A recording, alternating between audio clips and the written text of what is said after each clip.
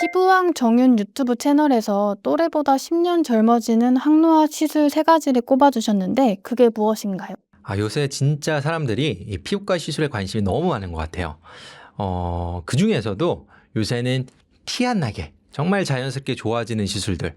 남들한테 뭔가 피부과 다닌다는 티는 안 내고 싶은데 그러면서도 피부가 뭔가 좋아지고 약간 어려지게 만들어주는 시술들. 그런 시술들이 굉장히 인기가 많은 것 같은데요. 저는 그 중에서도 좀 주사 시술을 선호하는 편입니다. 왜냐하면 요새 많이들 시행하는 주사 시술은 정말 자연스러운 변화를 유도하면서도 누구나 알아볼 수 있을 만큼 드라마틱한 변화를 주기 때문이죠. 주사 시술 중 딱 하나를 꼽으라면 무조건 저는 첫 번째로 보톡스를 꼽는데요. 우리가 얼굴에 생기는 근육을 유발하는 가장 중요한 원인이 이 표정 근육의 반복적인 움직임입니다. 이 근육을 자꾸 찡그리고 근육을 자꾸 움직이다 보니 피부가 같이 접히면서 주름이 점점 깊어지고 심해지는 것이죠.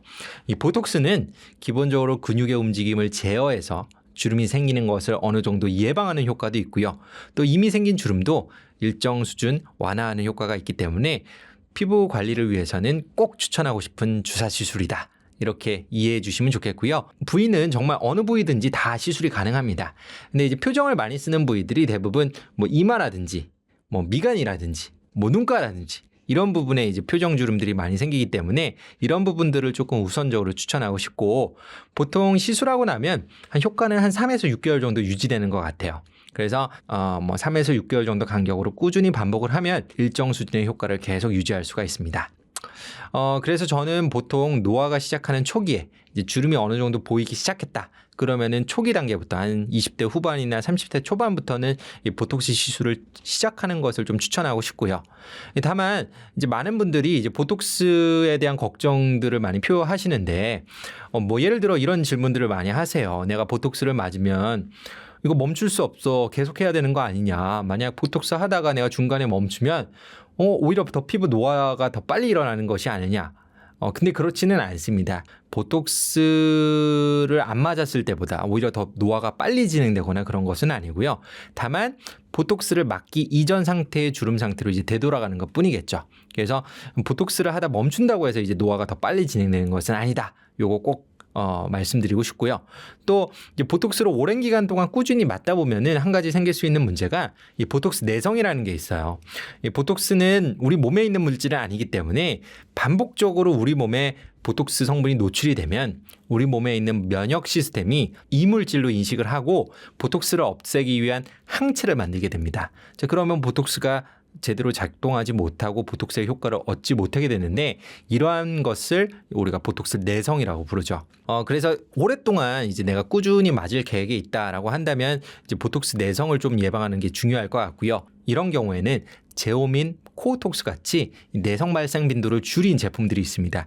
이런 제품들을 선택하시면 이 상대적으로 내성에 대한 걱정이나 위험 없이 꾸준히 보톡스를 받을 수가 있습니다.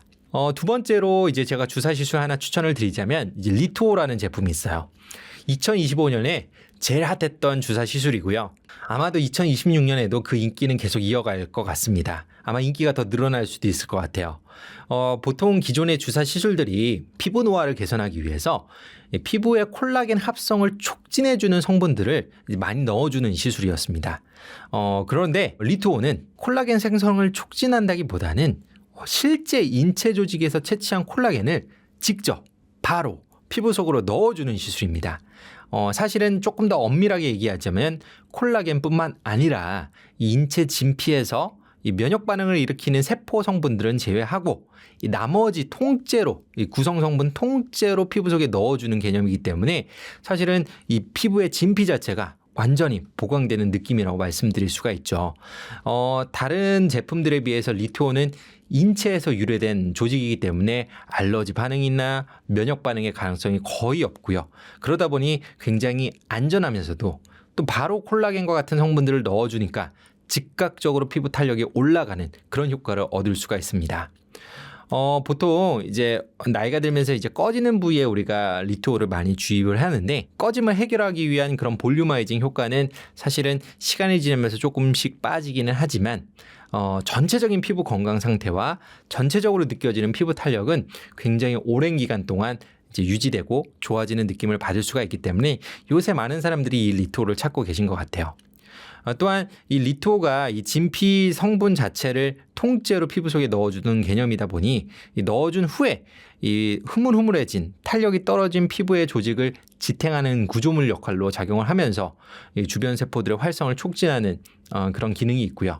또 그로 인해서 오랜 기간 동안 장기적인 피부 재생을 촉진할 것으로 현재 기대하고 있는 그런 상황이라고 보시면 되겠습니다. 그리고 항상 이제 스테디셀러로 우리가 많이 하는 주사 시술이 있죠. 바로 주베록 볼륨인데요. 아마 개인적으로 제가 가장 많이 하고 있는 주사 시술 중 하나가 주베록 볼륨인 것 같습니다. 또 제 얼굴에도 사실 주베록 볼륨을 가장 많이 받고 있고요. 이 나이가 들면서 나타나는 가장 중요한 변화 중에 하나가 이 볼륨의 꺼짐, 볼륨의 감소인데요. 대표적으로 뭐 관자, 뭐 옆볼, 뭐 앞볼, 팔자, 마리오네 이런 부분들의 살이 꺼지면서 얼굴형이 전체적으로 울퉁불퉁해지고 뭐 피곤해 보이고 어두운 인상으로 바뀌게 되죠. 다만 이러한 꺼짐의 현상은 우리가 흔히 얘기하는 일반적인 레이저 리프팅으로는 해결할 수 없는 문제입니다. 그래서 보통 예전에는 필러라는 시술을 많이 했는데 요새는 이제 필러에 대한 두려움이나 무서움을 많이 갖고 있는 분들이 많으시고 보다 조금 더 자연스럽고 과하지 않은 결과를 기대하는 분들이 많기 때문에 이런 경우에는 주베록 볼륨을 우리가 추천해 볼 수 있고요.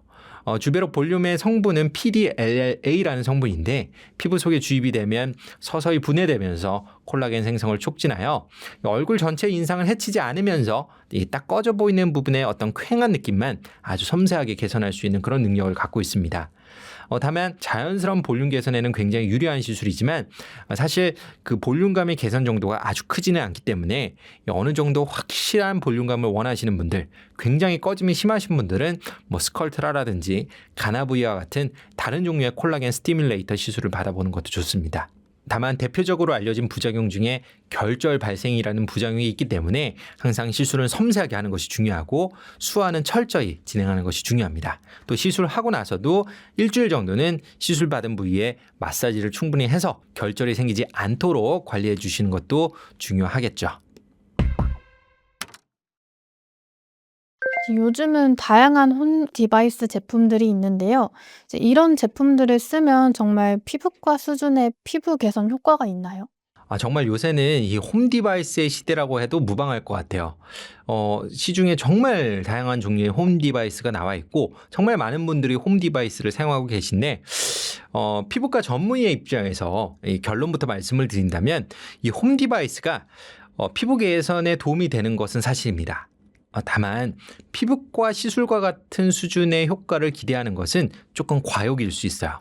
왜냐하면 홈 디바이스는 기본적으로 뭐 출력값이라든지 피부 속 침투 깊이라든지 이런 부분에 있어서는 상당한 제한이 있습니다.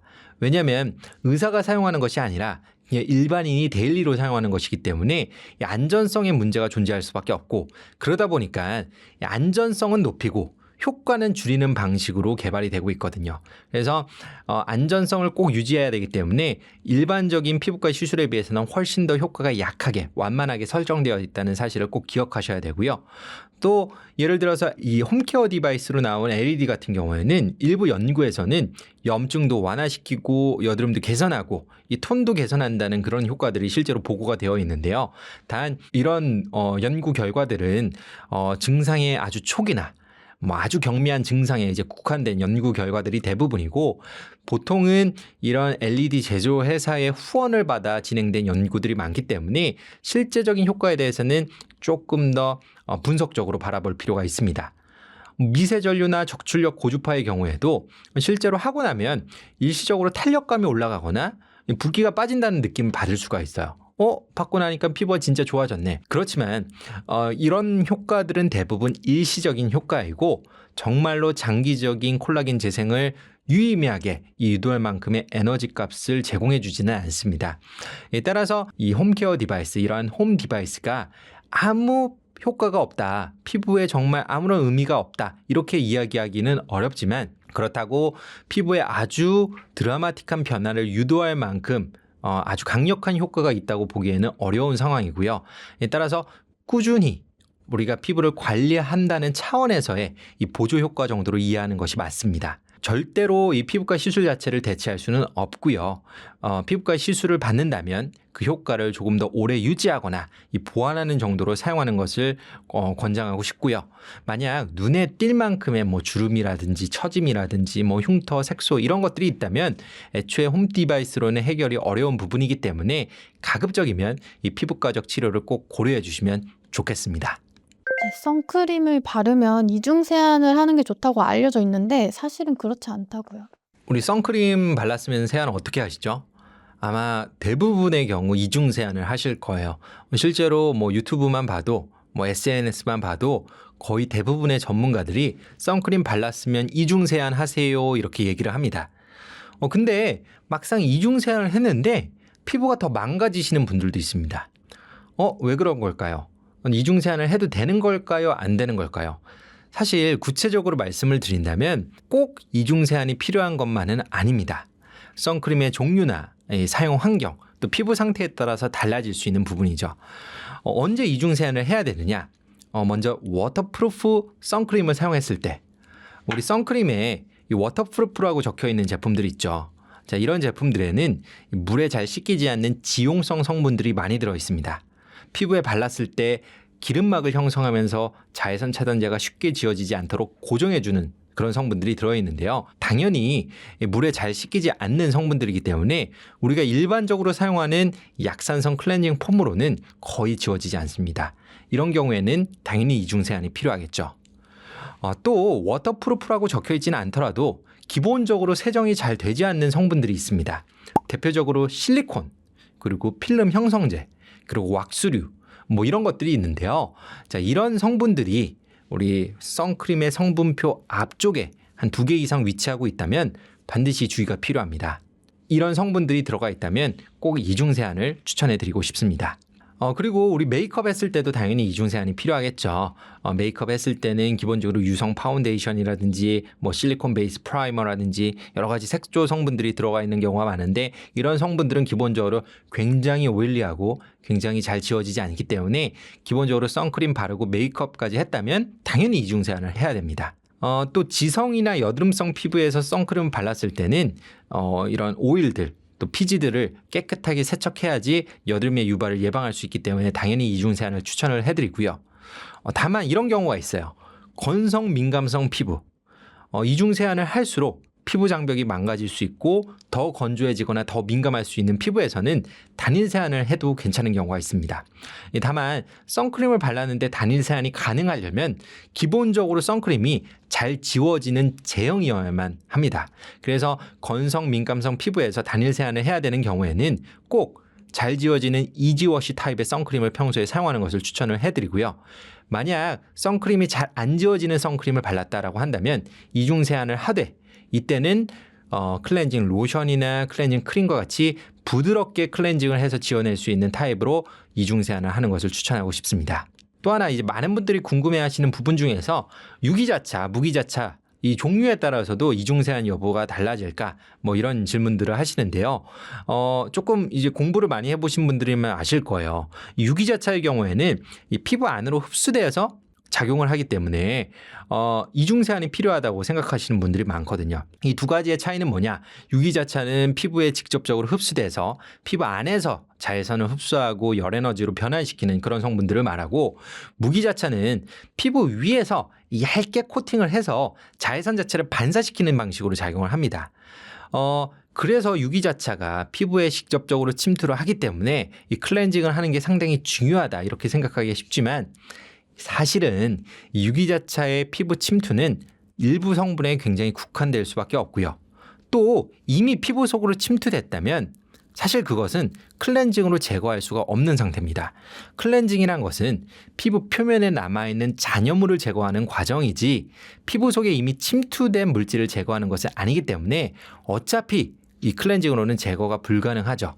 따라서 유기자차, 무기자차 이 종류에 따라서 클렌징 여부를 결정한다기보다는 이 선크림에 들어있는 그 여러 가지 워터프루프 성분이라든지 지용성 보조 성분의 존재에 따라서 이중 세안을 할지 말지 결정하는 게 훨씬 더 중요하다. 그래서 아까 말씀드린 그런 성분표를 보고 이 주의해야 될 성분들이 들어있다면 꼭 이중 세안을 한다. 이렇게 이해해 주시면 좋겠고요. 이 마지막으로 요약을 해본다면 이 선크림의 클렌징 난이도를 결정하는 것은 뭐 무기자차나 유기자차 이런 것들이 아니라 성분표 안에 들어있는 뭐 실리콘이라든지 필름유라든지 왁스의 유무가 중요하다는 거 꼭 기억해 주시면 좋겠습니다.